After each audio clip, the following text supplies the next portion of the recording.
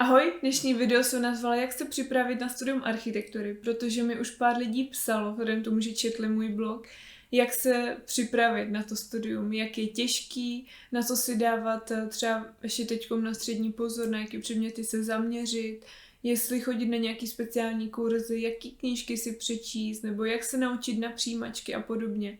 A vzhledem k tomu, že já, když jsem šla na architekturu, nebo jsem prostě o ní přemýšlela, tak tyhle otázky mi nikdo nemohl zodpovědět, protože jsem nikoho v okolí neměla, kdo by chodil na architekturu. A když už jsem měla možnost třeba se s někým potkat, kdo ji zrovna studoval, tak já jsem jako taková stydlivá, takže jsem se nechtěla prostě vyptávat na určitý věci, nebo a mě to ani třeba v tu chvilku nenapadlo. Takže jsem tady shrnula nebo chtěla bych v dnešním videu shrnout pár bodů, jak si myslím, že se nejlíp na studium dá připravit, čemu si třeba úplně vyhnout, na to se zatím vykašlat a na to se naopak zaměřit, co by třeba mě osobně víc pomohlo, v čem jsem třeba viděla nějaký mezery, protože jsem něčím začala pozdě nebo jsem se tomu vůbec nevěnovala. Tak doufám, že vám to bude k něčemu užitečný, že vás to bude bavit, že to třeba někomu pomůže se na to studium připravit. A užijte si dnešní video.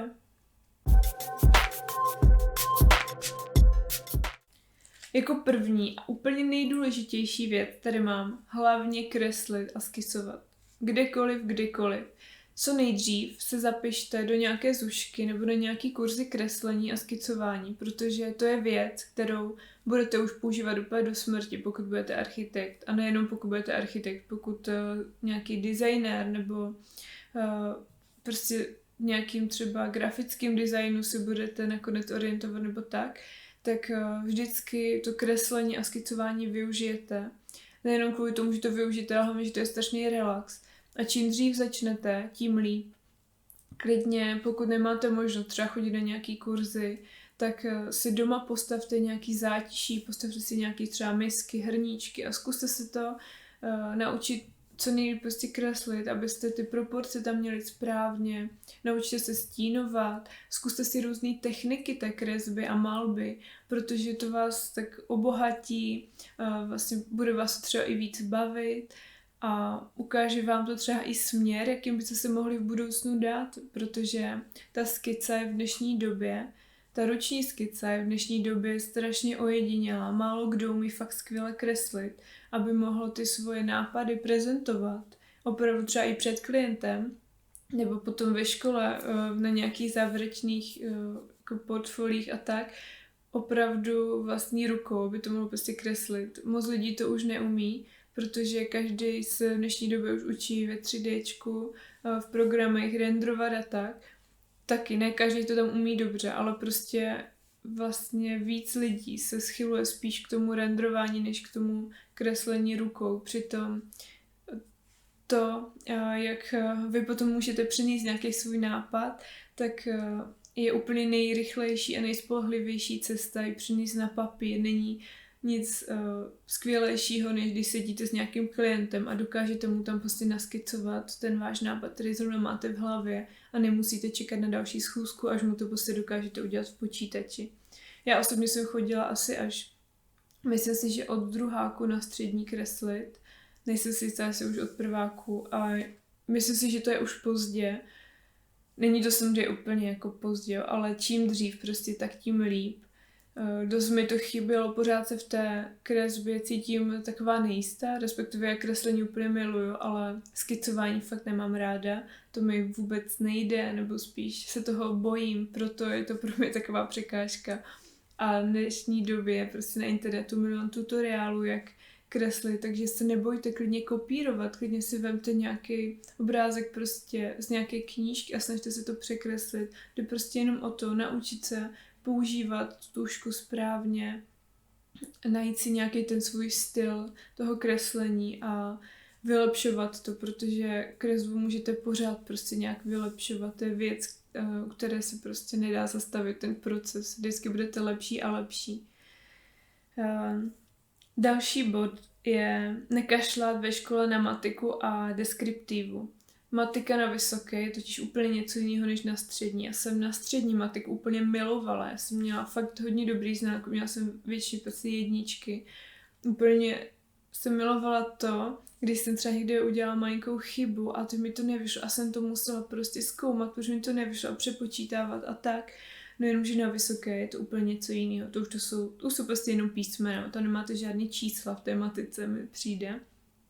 Jsou to samé derivace a integrály, takže pokud máte nějaké doučování nebo možnost nějakého doučování, nějakých hodin navíc matiky ve škole, tak to určitě využijte. Lidi z Gimplu na architektuře měli docela výhodu, že tu matiku zvládali o dost líp než lidi z průmyslovek, takže zvlášť pokud jsi na průmyslovce, tak si na to dej pozor a fakt na to nekašli. To samé s deskriptivou, ta je taky dost důležitá, hodně lidí na ní jako vyletělo v nějakým, nevím, kdy to je, v prváku, v druháku, na vysoké. Měli s ní problém, já jsem ji úplně milovala, takže mě to nějaký problém nedělalo, ale i ty způsoby vlastně toho zobrazování v té deskriptivě jsou trošku podobný i té kresby a nějaká ta perspektiva, takový ty zobrazování jsou docela podobný, takže se vám to pak ve skutečnosti bude i umět, tu deskriptivu, se vám to ve skutečnosti bude hodit, tu deskriptivu umět, tak to mělo být. Třetím bodem, na který se mě hodně lidí i ptalo, nebo jako hodně, prostě většina z těch, co už mi už napsali, tak bylo, v jakých programech se má člověk naučit, nebo na jaký se podívat a tak. Já doporučuji určitě se podívat na Photoshop, to si myslím, že je úplný základ. A samozřejmě k tomu potom další program, jak je Illustrator a InDesign, ale to už pro ty pokročilejší. Úplný základ je určitě Photoshop. A klidně nějaká alternativa, třeba používám Affinity, to je vlastně skoro totožný, akorát prostě levnější forma. Nebo GIMP a podobný grafický programy. Umět tam používat masky, umět pracovat třeba s křivkama a umět prostě tam udělat nějaký základní úpravy v tom programu. Pracovat s vrstvama, jo, pojmenovávat si a tak, to je docela dobrý se naučit a využijete to nejenom ve Photoshopu, ale i v dalších programech. Dalším programem je SketchUp. To je takový všeobecný program, který se vám bude určitě hodit umět. Je to docela jednoduchý a hlavně se na tom můžete naučit i takový ty základy toho zobrazování prostě ve 3D, který potom můžete využít i v dalších programech, které jsou o dost složitější. SketchUpem určitě neuděláte chybu, doteď se strašně moc používá, je fakt docela jednoduchý, na to, jak má jednoduchý principy, tak v něm dokážete strašně moc věcí, které v jiných programech můžete udělat až fakt po několika hodinách, co prostě v něm umíte. Já jsem SketchUp dlouho neměla ráda, fakt hodně dlouho, vyhýbala jsem se mu asi až tak na magisterském studiu, jsem vlastně ho začala používat fakt aktivněji, možná ke konci bakalářky, tak nějak na tom přelomu a to hlavně kvůli tomu, že se začala dělat interiéry a právě na interiéry je to úplně super, ale určitě se mu nevyhýbejte jak já, protože se v něm strašně dobře vyjadřuje nějaký koncept v jednodušších hmotách nebo se prostě dobře připravuje v tom model potom třeba do Lumionu, což je taky renderovací program, který určitě budete umět brzo používat, když budete na architektuře.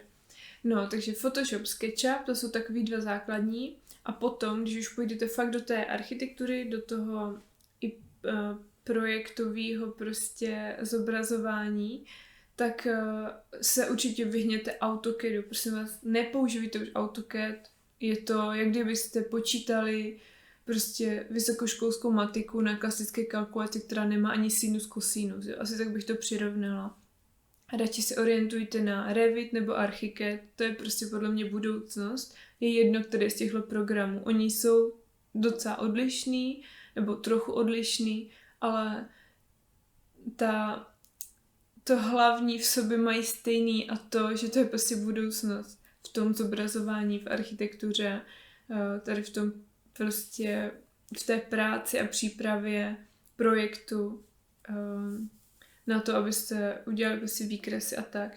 Hodně profesí potom pracuje v AutoCADu, takže i spousta ateliérů v tom ještě pracuje, ale jestli teďkom někdo z vás se teprve chystá na architekturu, tak já doufám, že to do té doby fakt vymizí ten program jako z architektonických ateliérů, protože právě z Archikedu a z Revitu dokážete vyexportovat bez problémů podklady pro lidi, kteří pracují jenom v AutoCADu, ale ulehčí vám to strašně práci, urychlí a budete se moct prostě víc orientovat na ten váš návrh a ne na to, jestli jste tam někde nezapomněli udělat nějakou čárku prostě v jednom pohledu i ve druhém a podobně. Prostě to je asi nějaký úplně speciální video, proč ne AutoCAD.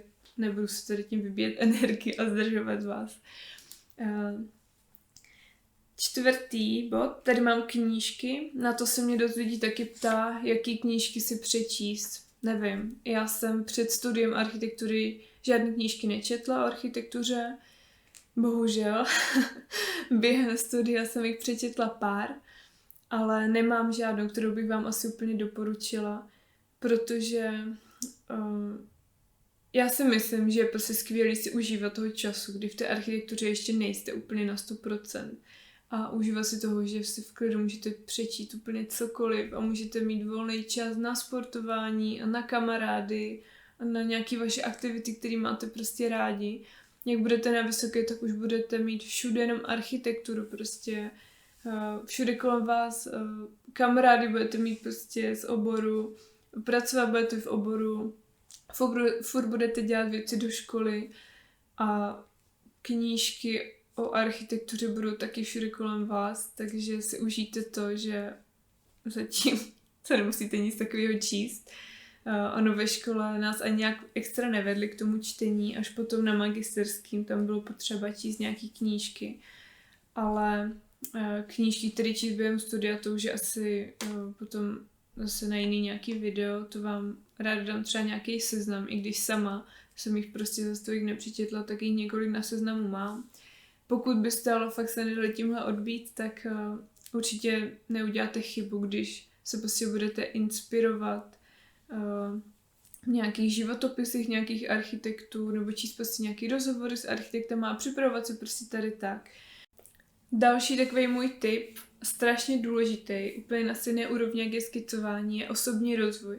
Je to takový spojení, který ne moc lidí má rádo, ale je to podle mě strašně důležitý, je to věc, na kterou potom už během studia nebudete mít tolik času. No a co tím mám na mysli? Mám tím na mysli hlavně to, umět se vyjadřovat, umět si obhájit své názory, umět debatovat nad nějakou kritikou, kterou vám někdo dá, umět s ní pracovat, vyhodnocovat ji, umět vystupovat před lidma, nebát se prostě prezentovat před plnou třídou, nebo naopak jenom před nějakou menší komisí, umět dělat PowerPointové prezentace, tak aby byly přehledný, jednoduchý, aby nenudily. A taky to naučit se nějak poslouchat své tělo, trošku mu naslouchat v tom, kdy a jak často potřebuje odpočinek, jak dlouhý, jak zvládáte třeba nějaký stresový situace, co vám na to zabírá, kdy se vám nejlíp pracuje, jestli to je brzo ráno nebo naopak pozdě večer. A taky se připravit na to, že budete dělat chyby, že budete různě věci předělávat třeba i 1000krát, nebo 1000krát, to je možná moc, ale prostě budete určitý věci hodněkrát předělávat, protože je prostě na poprvé neuděláte nikdy dobře, nikdy to nebude na poprvé 100%. Takže v tom osobním rozvoji prostě myslím takovou psychickou přípravu. To je fakt podle mě důležitá, protože během tu studia už na to nebude čas, tam budete muset tam odprezentovat hnedka ten svůj nápad a říkat to před tou celou třídou. A tam budete muset to umět rychle všechno zpracovat, abyste jim to právě nějakým způsobem mohli odprezentovat. A já jsem s tím měla fakt velký problém. Já jsem měla strašný strach z vystupování na veřejnosti, z prezentování. Pořád ho trochu mám, ale myslím si, že jsem už urazila strašně dlouhou cestu. Měla jsem na to, myslím si, že dokonce i podcast nebo článek na blogu, když tak vám někde dám odkaz tady kolem mě a do popisku videa, kde jsem se přímo tomu tématu nějak víc věnovala. Jak jsem ten strach porážela, nebo vlastně jak to bylo komplikovaný a jak se třeba ten proces dá urychlit. No a poslední 2 takové ještě tipy na závěr. Jeden z nich je zúčastňovat se nějakých soutěží studentských, architektonických, nejen kvůli tomu, že se trošku vlastně poměříte ty svoje síly, ty svoje schopnosti s lidmi, kteří jsou stejně starý jak vy, ale získáte zase třeba nějakou zpětnou vazbu od těch porodců a donutí vás to i dokončit nějaký váš projekt, jako fakt ho nedělat jenom s tím účelem, že dostanete dobrou známku, ale vlastně když ho dáte do nějaké soutěže, tak budete mít chuť ho fakt udělat co nejlepší, tak abyste fakt vyhráli, takže se tím vyzkoušíte práci na nějakým projektu nějak komplexněji, nejenom v tom ho prostě odevzdat a čau, ale prostě odevzdat ho v nějaké fakt podobě, nějaké třeba i kreativnější, než jak máte určený ve škole, umět si ho potom obhájit a prostě podívat se na to, jak jsou na tom studenti ve vašem věku